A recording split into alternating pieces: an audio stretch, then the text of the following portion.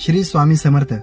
स्वामी भक्तांनो, तुम्हाला माहित आहे का, एकदा स्वामी समर्थांनी आपल्या जेवणामध्ये माणसाचं मांस खायला मागितलं होतं आणि तेही त्यांना दिलं होतं त्यांचे निस्सिम भक्त चोळप्पा महाराजांनी. तर तुम्हाला ही गोष्ट ऐकायची आहे तर नमस्कार. स्वामी समर्थ आणि चोळप्पा कथा भाग 3 मध्ये तुमचं सहर्ष स्वागत आहे. स्वामी भक्तांनो, तो दिवस होता पावसाळ्याचा. अक्कलकोटमध्ये भरपूर पाऊस चालू होता आणि स्वामी समर्थांची जेवणाची वेळ झाली होती. चोळप्पा हे स्वामी समर्थांची जेवणाची, पाण्याची, इतर सर्व गोष्टींची सर्व सोय हे चोळप्पा करायचे. त्यांची मनोभावे सेवा करायचे. त्यावेळेस चोळप्पा स्वामी समोर आले आणि स्वामींना म्हणाले, स्वामी महाराज, आता दुपारी तुमची जेवणाची वेळ होणार आहे, तर मग तुम्हाला जेवायला काय करू आज? तर स्वामी म्हणले, चोळ्या, एक काम कर, आज जरा माझं वेगळं खाण्याचं मन होतंय.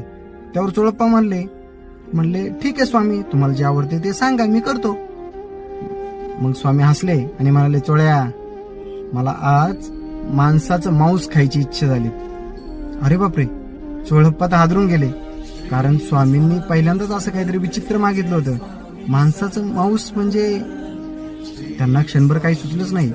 परंतु आता स्वामी आज्ञा, आता स्वामींनी सांगितले म्हणजे याच्या मागे काहीतरी विषय असणारच.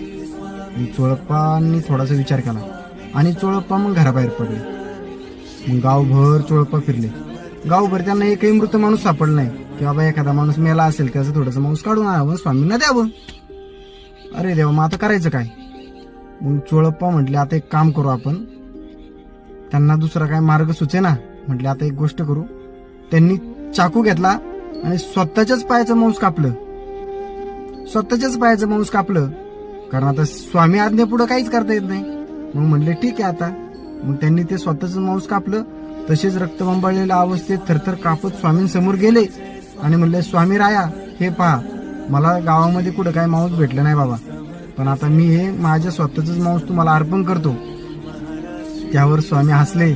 अरे म्हणाले, चोळ्या, किती रे येडा तू, अरे मी सहज तुझी परीक्षा घेत होतो. चोळप्पाला काय कळेनाच काय म्हणावं काय बोलावं ते.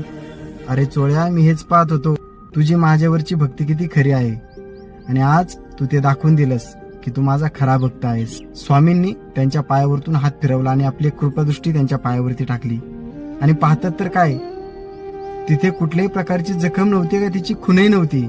हे पाहून चोळप्पा पुरते हादरले, कारण तो तुटलेला मांसाचा तुकडा त्यांच्या हातातच होता आणि त्यांच्या पायावरती तर कोणत्याही प्रकारची जखम नव्हती आणि त्यांना कसला त्रासही होत नव्हता.